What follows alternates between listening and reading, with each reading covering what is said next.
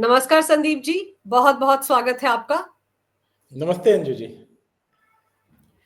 Sir, आपको याद होगा इलाहाबाद हाई कोर्ट के जस्टिस शेखर यादव, जिन्होंने वीएचपी के कार्यक्रम के दौरान कहा था कि बहुसंख्यकों के हिसाब से ही देश चलेगा। उस पर बड़ा बवाल भी मचा था और अब एक याचिका दायर की गई है इलाहाबाद हाई कोर्ट में, जिसमें जब योगी जी ने विधानसभा के दौरान उनका नाम लिया था, उस पर आपत्ति जताई गई है कि एक चुने हुए नुमाइंदे कैसे एक उस जज को समर्थन दे सकते हैं जो कि बहुसंख्यकों की बात करता है। इसके लिए एक याचिका दायर की गई है कि योगी जी को सीएम की कुर्सी से हटाया जाए। इस पूरे मामले को आप कैसे देखते हैं? देखिए, पहली बात तो मैं एक बात कहूँ कि रिट या पिटीशन जो भी फाइल की गई है, इसको फाइल करने वाले को संविधान की बेसिक जानकारी नहीं है। क्योंकि अगर आर्टिकल 122 एंड 212 212 और 122 122 है कि संसद में कही गई किसी बात के लिए सुप्रीम कोर्ट या अदालत में चर्चा नहीं होगी, और 212 में कहा गया है कि विधायिका में कही गई बात के लिए कोई चर्चा नहीं होगी। अब योगी आदित्यनाथ जी ने जो भी बात कही है, जो उन्होंने संसद अब विधानसभा में कही है, उसी बात को उन्होंने रिट्रेट भी किया है कई जगहों पे। तो अगर विधानसभा में वह बात कही गई है तो निश्चित ही उनके जो विशेषाधिकार हैं, विधानसभा के विशेषाधिकार हैं, उनको मिलते हैं, और इसलिए न्यायपालिका को कोई हक ही नहीं है उसको हस्तक्षेप करने का। तो अगर यह पॉइंट लिया जाता है तो निश्चित ही वह पिटीशन मेंटेनेबल ही नहीं है, क्योंकि अगर विधायिका में कही गई किसी बात के लिए अदालत में जाया जाता है तो निश्चित ही एक कहते हैं ना, शक्ति पृथक्करण का सिद्धांत, सेपरेशन ऑफ पावर, जो डेमोक्रेसी की सबसे बड़ी पावर है कि शासन के तीनों अंग जो अलग अलग अपने अपने डोमेन में काम करते हैं, एक दूसरे में दखल नहीं देते हैं। तो अगर इस तरह की चीज होगी तो जो शक्ति पृथक्करण का सिद्धांत है उसका वायलेशन होगा, और निश्चित ही संविधान की मूल भावना का भी अवहेलना होगी, और ऐसी स्थिति में जो है एक संवैधानिक संकट खड़ा हो सकता है अगर इस विषय को उठाया जाता है उत्तर प्रदेश सरकार के द्वारा अदालत के सामने। और दूसरा, ये जस्टिस शेखर यादव को सुप्रीम कोर्ट ने भी तलब किया था, नोटिस भी भेजा था। मामला आपको लगता है कि अब सेटल डाउन हो गया है या अभी भी उनके खिलाफ कोई कार्रवाई करने का ऑप्शन सुप्रीम कोर्ट के पास है? देखिए, मुझे तो सबसे बड़ा स्ट्रांग ऑब्जेक्शन इस बात का है कि उन्हें बुलाया गया, अच्छी बात है, बंद कमरे में बात हुई, लेकिन मीडिया के सिर्फ 2 लोगों को पता चली, 2 न्यूज चैनल्स को या न्यूज अखबारों को, कि क्या क्या बात हुई। भाई, पॉलिटिकल पार्टी का हेडक्वार्टर नहीं है सुप्रीम कोर्ट कि बात छन के आ रही है कि राहुल जी क्या कह रहे हैं, सोनिया जी क्या कह रहे हैं, नड्डा जी क्या कह रहे हैं और मोदी जी क्या कह रहे हैं। कुछ सीक्रेसी होती है। ये इंफॉर्मेशन कौन लीक कर रहा है? न्यायपालिका को इस गरिमा का ध्यान रखना चाहिए कि या तो उन्हें प्रेस कॉन्फ्रेंस करके पूरी बात बतानी चाहिए, या फिर ये 2 चैनल क्यों लीक कर रहे हैं। आपने मान लेते अगर कुछ न्यूज एजेंसीज को आप बुला लेते, चलिए मान लीजिए डीडी न्यूज को बुला लीजिए, जो एजेंसीज हैं उनको बुला लीजिए, आप 400 चैनल है सबको नहीं बुला सकते, लेकिन ये एक्सक्लूसिव 2, और क्या करें, सूत्र बता रहे हैं। भाई, दिस इज पॉलिटिकल हेडक्वार्टर, क्या सुप्रीम कोर्ट पॉलिटिकल हेडक्वार्टर है? और इस चीज को नहीं समझना चाहिए कि हर किसी को पता है कि सुप्रीम कोर्ट की इस मामले में दखल देने की क्या क्षमता है। They have no power except to transfer the honorable high court judge from one high court to another high court. या बहुत कर सकते हैं कि कह दें कि चलो भाई, इनके सामने कोई फाइल नहीं जानी चाहिए। कॉन्स्टिट्यूशन में बहुत स्पष्ट है, अगर कुछ कर सकती है तो देश की संसद कर सकती है, उसके अलावा किसी के पास पावर नहीं है हाई कोर्ट के जज को उंगली दिखाने की। यह बात अलग है कि जस्टिस यादव ने न्यायपालिका का सम्मान किया, वो चले गए, और उन पे नाराज कौन लोग हो रहे हैं बताइए। मैं तो पूछ रहा हूं, अगर इतना ही है तो जस्टिस रोहिंटन को बुला लेना चाहिए ना, जो राम जन्मभूमि के 5 जजों के, सीनियर मोस्ट जजों के फैसले पर सवाल उठा रहे हैं। बिल्कुल, उस पर क्यों नहीं बोला जाता है कि जब 4 जज सुप्रीम कोर्ट के लॉन में आकर के प्रेस कॉन्फ्रेंस करते हैं? वो तो अपने आप में बड़ा ऐतिहासिक और शॉकिंग था सर। डिसिप्लिन की बात हो रही है, जस्टिस शेखर यादव का गला मरोड़ा जा रहा है या उनको खरी खरी सुनाई जा रही है। मतलब मीडिया के थ्रू आ रही, सिर्फ 2 मीडिया चैनलों के थ्रू जो अखबार वाले हैं, उनके अलावा किसी से नहीं आ रही, आधिकारिक तौर पे नहीं आ रही है। तो सवाल तो पूछे जाएंगे ना, आखिर मिस्टर रोहिंटन 3 साल तक कहां सोते रहे? और बोला तो सुप्रीम कोर्ट को संज्ञान लेना चाहिए। Mister Rohinton, what your authority is? You are the junior most जजेस। आपको कैसे जो 5 जजेस बेंच है, जो कॉलेजियम की सबसे सीनियर मोस्ट जजों की बेंच थी, उसके फैसले पे कमेंट कर रहे हैं, वो भी 3 साल बाद? एक तरह से आप न्यायपालिका के प्रति देश की जनता को भड़का रहे हैं, या क्या है और क्या नहीं है, बताइए। इसमें सुप्रीम कोर्ट को कॉग्निजेंस लेना चाहिए था, अभी तक कॉग्निजेंस नहीं हुआ। तो क्योंकि बात है कि राजनीति में उलझने से बेहतर है कि कानून और संविधान के हिसाब से चला जाए, ये सभी के लिए है।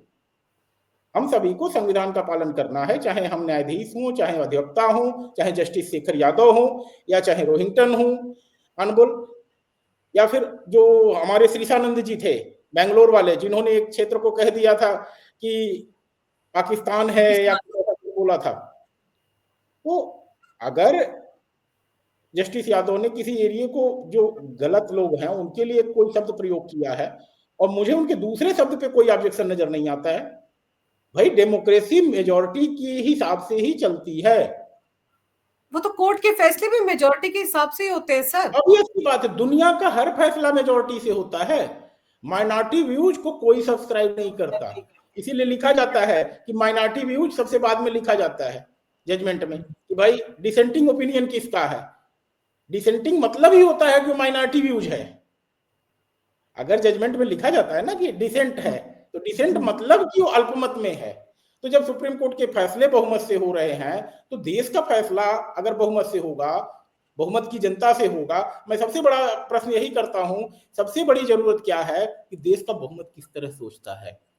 क्या भारत की तरह सोचता है या बांग्लादेश के बहुमत की तरह सोचता है, जो अपनी ही आजादी को नकार रहा है? 16 दिसंबर को उनका आजादी दिवस था और भारत के योगदान को इन्होंने नकार दिया।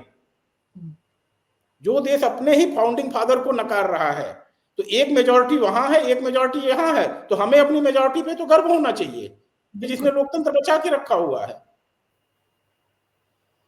सर, और दूसरी तरफ आप देखो कि संभल वाला मामला जो है उत्तर प्रदेश में, वो भी लगातार उलझता जा रहा है। अब तो संभल में जो जामा मस्जिद है, उन्होंने एक लीगल नोटिस भेज दिया है योगी एडमिनिस्ट्रेशन को, और ये भी दावा किया है कि देखिए वो जो पुराना कुआं मिला है वो तो मस्जिद का है, मुसलमानों का है, उसमें कोई दखल अंदाजी नहीं दी जा सकती है, हमारे अधिकारों को छीना जा रहा है। ये क्या है? इस लीगल नोटिस की क्या लोकल स्टैंड है?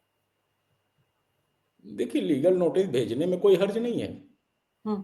और लीगल नोटिस अगर वो भेजते हैं तो आपका इंटेंट तो देखा जाएगा ना कि आपका इंटेंशन क्या रहा है। अगर एक कुआं मिला, आपका कुआं था, आपने पहले दिन तो स्टैंड नहीं लिया कि हमारा कुआं था, हमने ढक करके उस पर रैंप बना लिया था गाड़ी चढ़ाने के लिए। ये 4 दिन बाद आपका ओपिनियन आ रहा है, और आफ्टर थॉट इसको कहा जाता है। अदालत की भाषा में इसको आफ्टर थॉट कहते हैं कि जब आपको कोई डिफेंस नहीं नजर आया तो आपने, और अपने 22 कुओं में से एक कुएं को भी अगर आपने संभाल के रखा होता तो माना जाता ना कि आपका कुआं है। आपने 22 के 22 कुएं ढक दिए। बिल्कुल। तो आपका ये तो बिल्कुल आफ्टर थॉट है कि किसी तरह से, एक तरह से मामले को उलझाया जाए। हालांकि आपको पता है कि योगी जी को हर चीज का दवा तो रखे ही हैं, कहीं कहीं से वो निकाल के लाएंगे उसकी भी दवा। पर अभी जो वहां पर समाजवादी पार्टी के सांसद हैं जियाउर रहमान बर्क, वो तो पूरी तरह से उलझ गए। अब तो उनके घर पर भी बुलडोजर चल गया है, सीढ़ियां भी उन्होंने अवैध कब्जा करके बनाई थी, बिजली उनके घर की काट दी गई है, 1,51,00,000 का उन पर जुर्माना भी लगा दिया गया है। उसको हम ये नहीं कह सकते कि कोई पर्सनल चीज है, उसमें जो इलेक्ट्रिसिटी एक्ट के तहत प्रोविजन है, मैंने आपसे बताया था 135 में, उसके तहत कार्यवाही की जा रही है और असेसमेंट किया गया, और करने के बाद ही ये सारी चीजें निकल के आई हैं कि इतने का असेसमेंट हो रहा है इनके बिल का, और उस हिसाब से रेज की गई है। अब उन्हें तो जमा करना चाहिए कायदे से, जो है, अगर देखा जाए संविधान प्रेमी हो सच मामले में तो।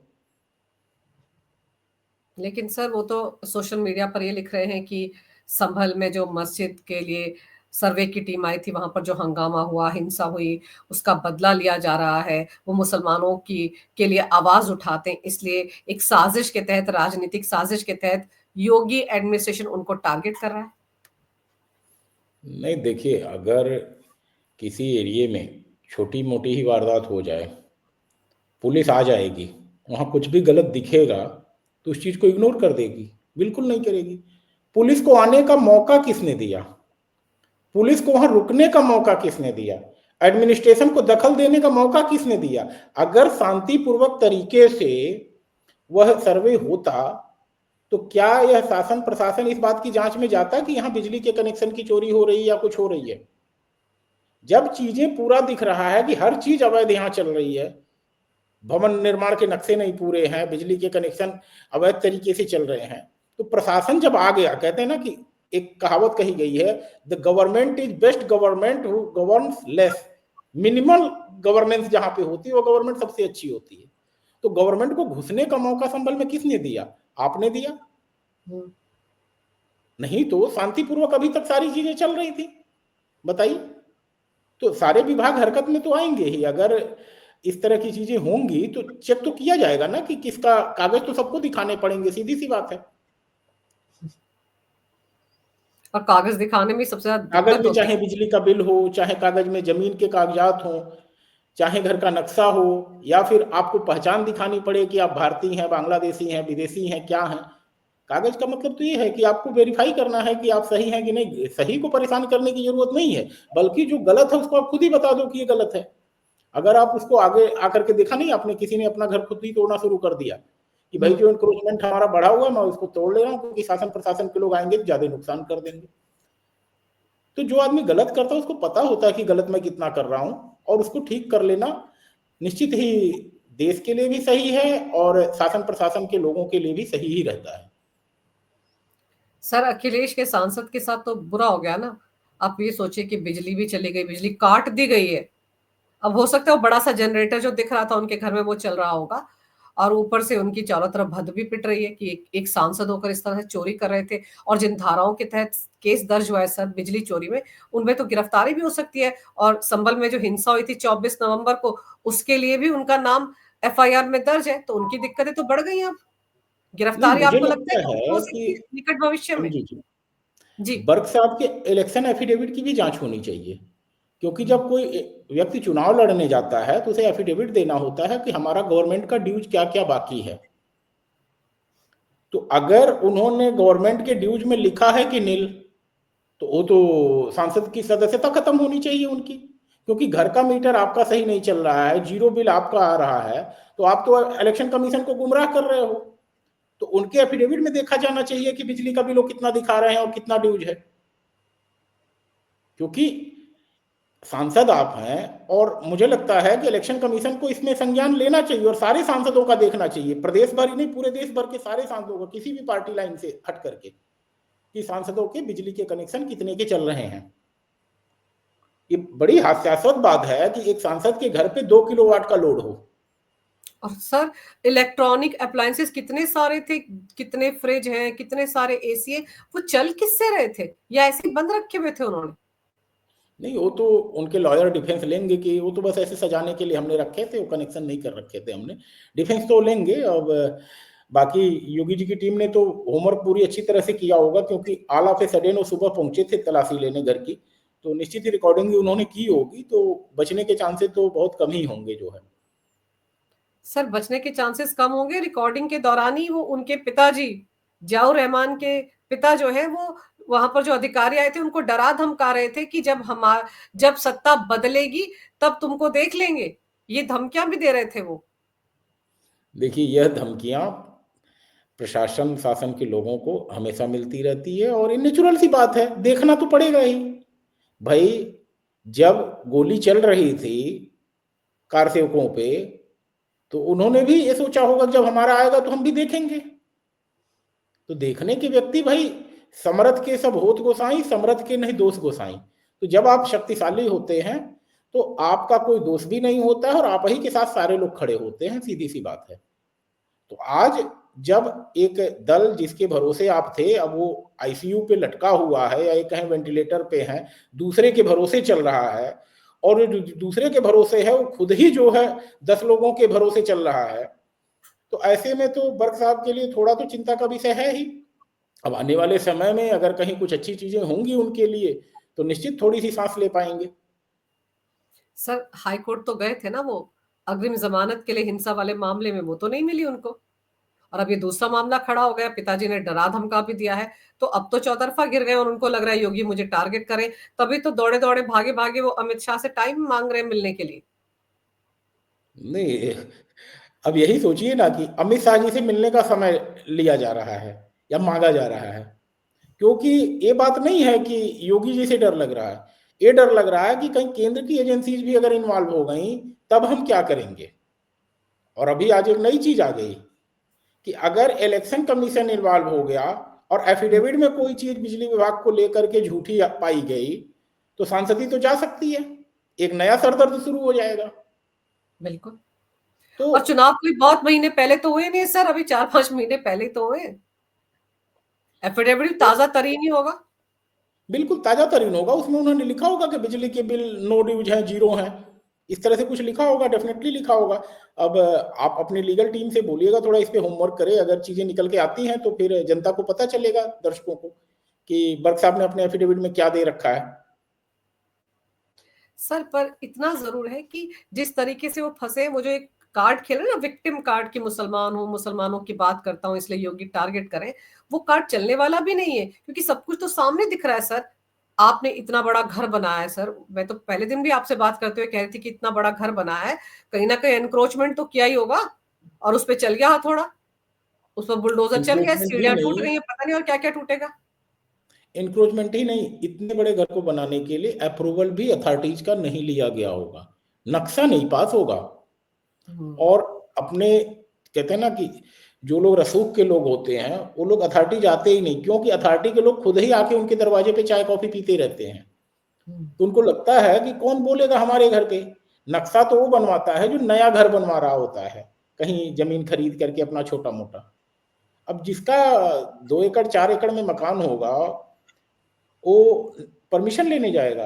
अथॉरिटी के लोग तो उनके यहाँ डेली चाय कॉफी पी रहे हैं, उनको ये थोड़ी ना उम्मीद रही होगी कि यही अथॉरिटी के लोग एक दिन जो है हमसे आके सवाल करेंगे।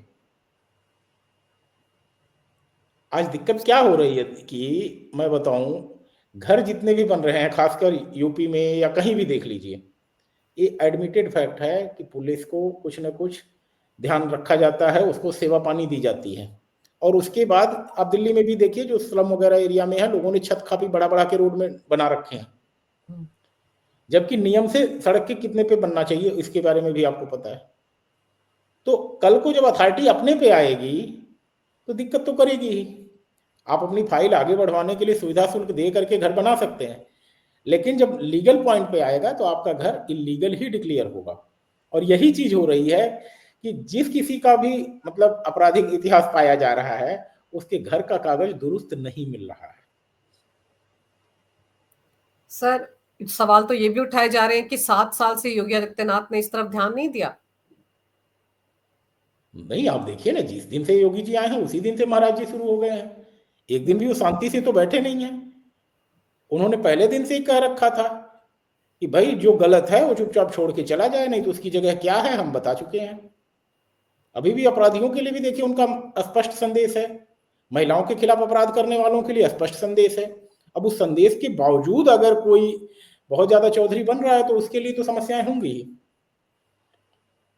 लेकिन अगर ये जियाउर रहमान वर्ग समय मांग रहे हैं अमित शाह से मिलने के लिए, उधर पूरा का पूरा विपक्ष जो है वो अंबेडकर के मामले पर दबाव डाल रहा है कि माफी मांगे अमित शाह, जो उन्होंने अंबेडकर को लेकर स्टेटमेंट सदन के अंदर दिया है। एक तरफ मोर्चा खोल के बैठा है अमित शाह के लिए, और दूसरी तरफ अब ये जो जियाउर रहमान है ये त्राही माम करते हुए अगर अमित शाह से मिलने के लिए जा रहे हैं तो इसका क्या मतलब समझा जाए।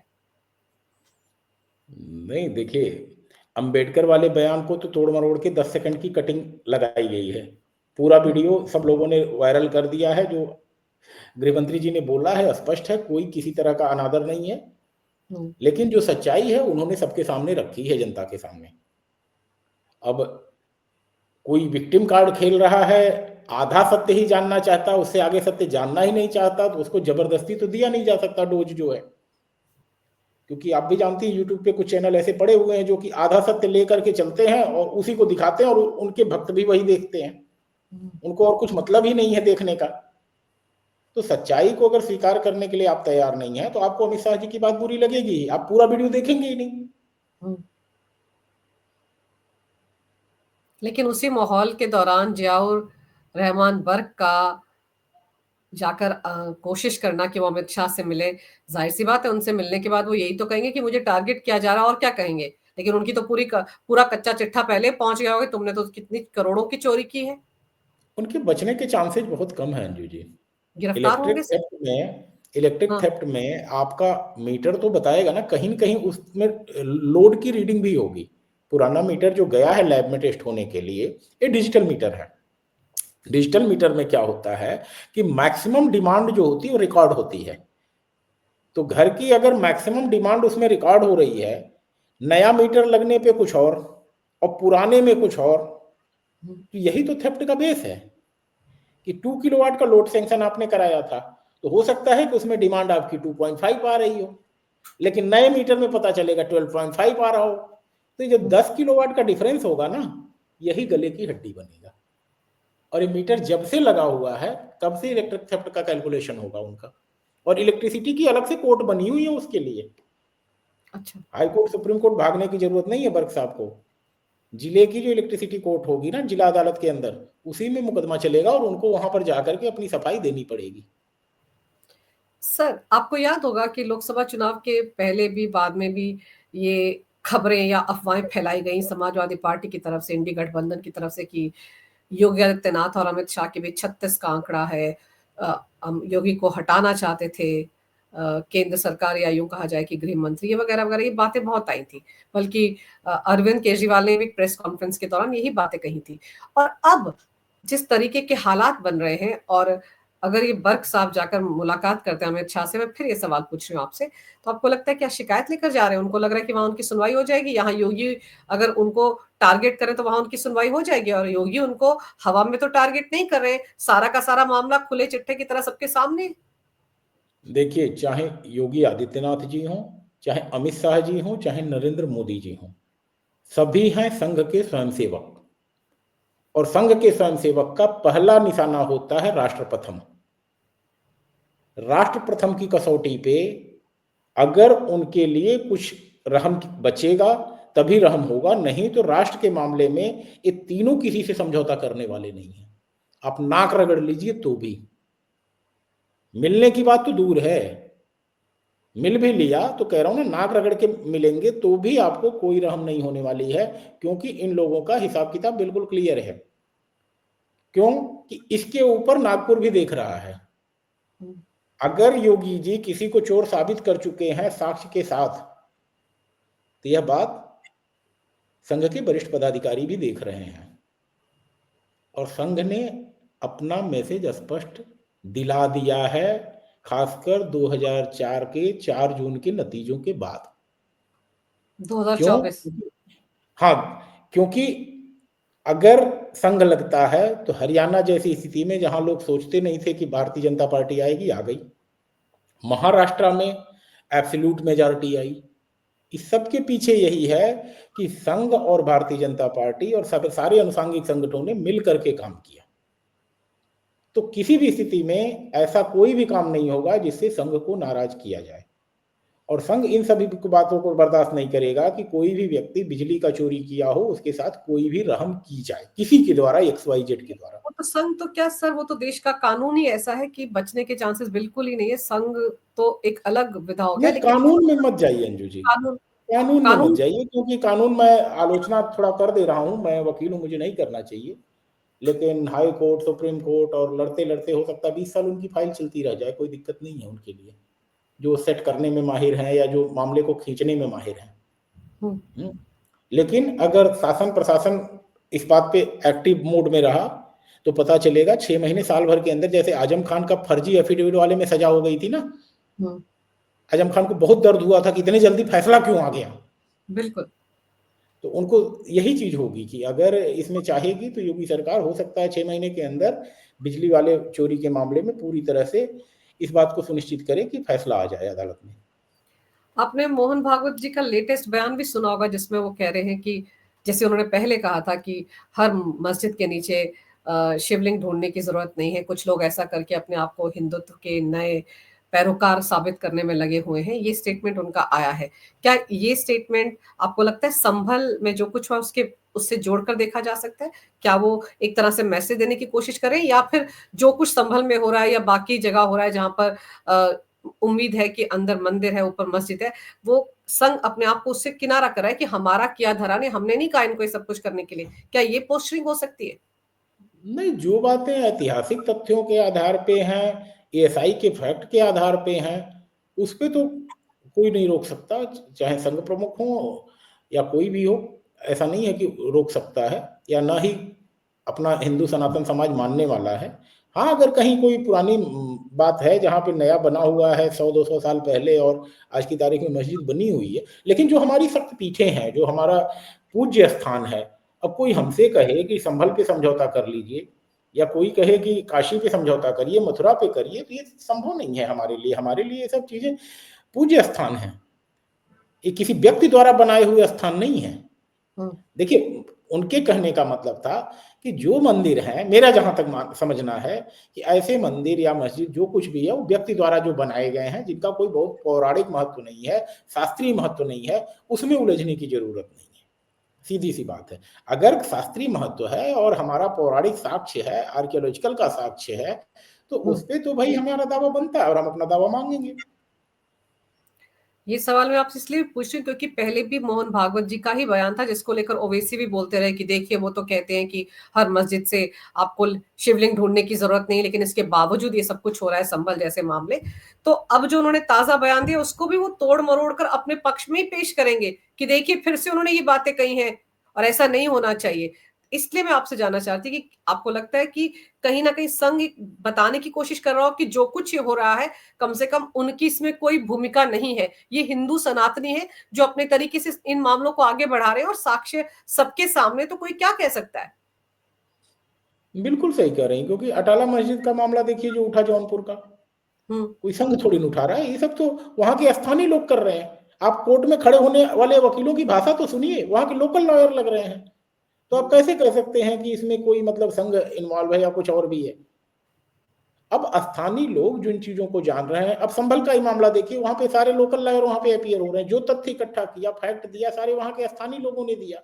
आखिर जब पता चला कि 78 के बाद मंदिर वहां पे है और अभी सुरक्षित स्थिति में है, आखिर 2 लोग निकल के आए ना बताने के लिए। नहीं तो किसी को तो पता भी नहीं था कि 78 में कोई दंगा हुआ था। हाँ, सही। तो जब चीजों को उठाया जाएगा तो लोग साक्ष्यों के साथ पहुंचेंगे।